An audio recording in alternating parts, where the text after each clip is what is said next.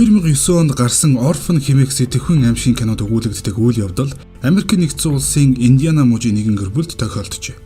6 настай Украин охиныг өргөж авсан эмэгтэй эхэндээ хүүхдээ хайсан хэрэгт буруутгагдсан боловч тэрээр охиноо 22 настай сэтгцийн өвчтөе одоо эмэгтэй байсныг нь олон нийтэд дийлгэсэн байна. 3 хүүхдийн ээж болох Кристин Бернет нь олон хүүхэдтэй өнөр өтгөн гэр бүлтэй болох хүсэлтэй байсан ч дахин хүүхэд төрүүлэх боломжгүй тул нөхөртөөгөө зөвлөлдөн хүүхэд өргөж авахар болсон нь тэдний амьдралын хамгийн том алдаа болжээ. 45 настай Кристин Барнет түүний экс нөхөр 43 настай Майкл Барнет нар үрчилж авсан Украин гаралтай Наталья Грис хэмээх охиныг Индиана мужийн Лафет дахь орон сууцанд хаяж сарын дараа Канад руу нүүсэн байна. 3 жилийн турш ганцаараа оргисон хэрэгт тэдгээр хүмүүс татагдсан байна. Өргөж авсан охиноо хайж явсан хэрэгт буруутгагдсан боловч тэрээр уг нэхэмжлэлийг ницааж бид нар залилангийн золиос болсон гэж мэдгдсэн бөгөөд тэдний өргөж авсан охин нь үнэндээ насанд хүрсэн сэтгцийн өөрчлөлттэй одоо эмэгтэй бөгөөд түүгэрч үл барам өөрсдийнх нь амьд хүрхийг оролцсон хэмээн мэдүүлэг өгсөн байна. Тэд 2010 онд 6 настайгийнх Наталья Грисийг Флоридагаас үрчилж авчээ. Түүнийг анх үрчилж авахад их айсан сандарсан байсан бөгөөд тэрээр алхаж чадахгүй их өрөвдөлтөй байсан нь Кристиний өрөвч сэтгэлийг хөдөлгөж үйлчлэгдэх гол шалтгаан болсон байна. Тэрээр охиныг үрчилж авахдаа бичиг баримтыг үзэхэд түүний талаарх мэдээлэл бараг л байгаагүй. Хосууд Наталья охины сэтгэл санааг засаж шинэ гэр бүлд дасгах зорилгоор олон зүйлсийг хийхээс гадна Дисней ертөнцид аваачин 3 дүүтэй хамт цагийг зугаатай өнгөрүүлж байв. Тэд далайн ирэг дээр байхад хамгийн анх хосуудыг хэлэх үггүй бодол шоконд оруулсан үйл явдал болсон юм. 3 хүүхэд нь далайн усанд орж тоглож байхдаа Натальяг хамт тоглоом хэмээн дуудахад Наталья гинэт босож гүйж эхэлжээ. Үрчилж авч байхад алхаж чадахгүй байсан охин нь гинэт гүйхэд Кристин охиныг хараад айх сэжиглэх зэрэгцжээ. Натальяг далайн усанд ороход нь Кристиний илүү их айдас төрж эхэлсэн бөгөөд хүүхэд гэхэд түүний бие нь насанд хүрсэн эмэгтэй хүний биетэй ойролцоо. Түүний үсэнд хүртэл насанд хүрсэн хүнийх шиг харагдаж байв.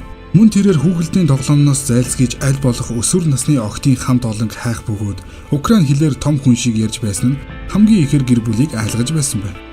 Хэдийгээр олон хачиргалтай үйл явдал гарч зарим биеийн шинжин насанд хүрсэн хүнийх шиг байсан ч түүний царай яг л хүүхэд шиг байсан тул Кристин хүүхэд хэмээн итгэсэн байна.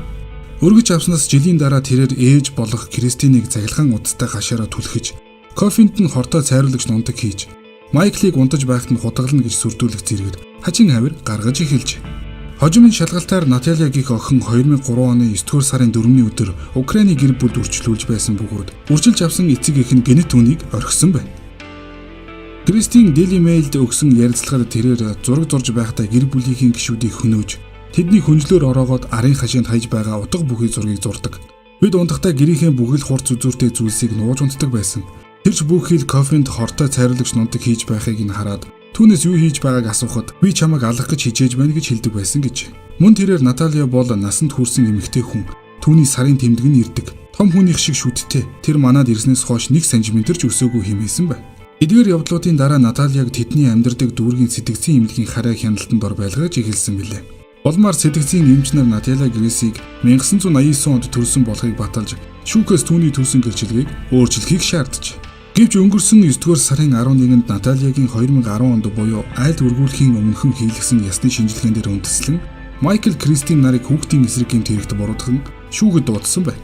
Гэрчийн мэдүүлэг болгон ашигласан тэрхүү шинжилгээг Натальяг хүүхэд гэж тодорхойлсон байж.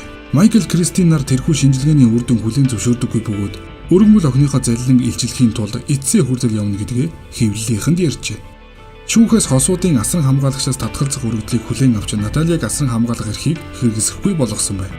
Кристин Натальяг насанд хүрсэн хүн болохоор төрсний гэрчлэгийг нь өөрчлөхийг шүүхээс шаардаж байгааг. Уг үйл явдал нь 2009 онд гарсан Orphan хэмээх сэтгэхүйн аимшигын кинонд өгүүлдэг үйл явдалтай тун төстэй учир та бүхэн тухайн кинон дээрээс дэлгэрэнгүй үйл явдлыг үзэх боломжтой юм байна.